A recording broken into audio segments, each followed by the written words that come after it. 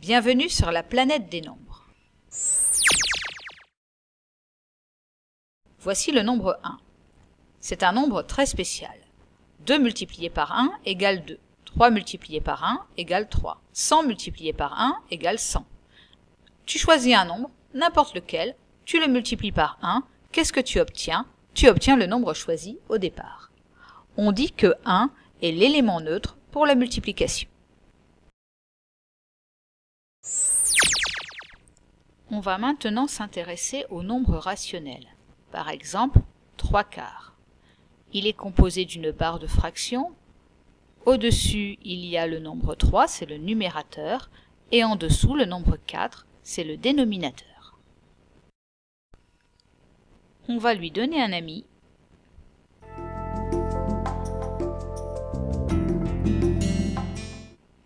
Et on va le multiplier par son ami.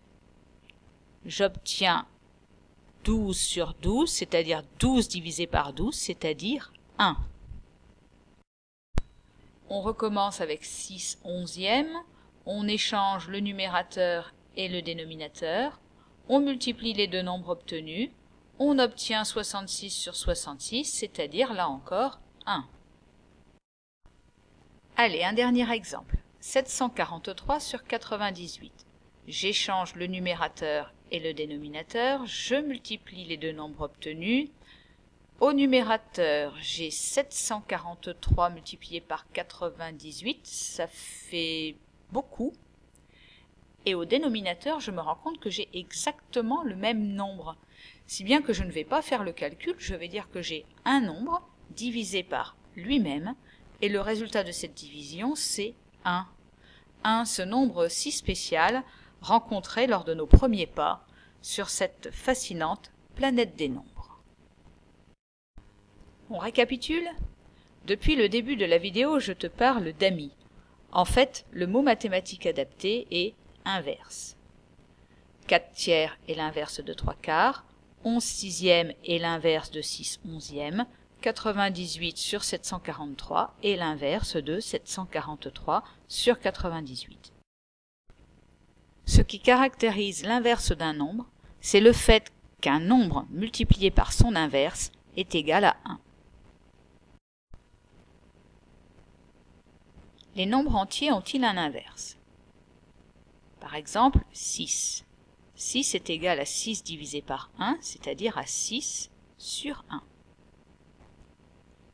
Pour fabriquer son inverse, j'échange le numérateur et le dénominateur. L'inverse de 6 est 1/6. Le nombre 0 a-t-il un inverse? 0 multiplié par 1, 0. 0 multiplié par 2, 0. 0 multiplié par 3, ou par 5, ou par 8, ou par 10, ou par 19, ou par 25, ou par 83, ça fait toujours 0. Que je multiplie 0 par n'importe quel nombre, j'obtiens toujours 0, donc je ne peux pas obtenir 1. Donc 0 n'a pas d'inverse. Et les nombres négatifs? Prenons l'exemple de -3/8. Je pars à la recherche d'un nombre qui multiplié par -3/8 donne 1.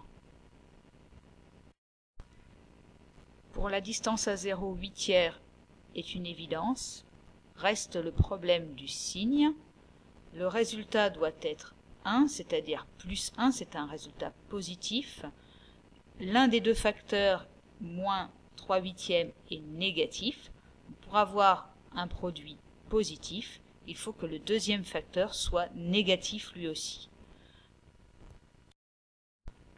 Je vérifie, -3/8 multiplié par -8/3 est égal à 1, -8/3 est l'inverse de -3/8.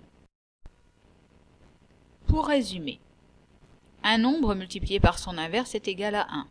0 est le seul nombre qui n'a pas d'inverse. L'inverse de 4/5 est 5/4.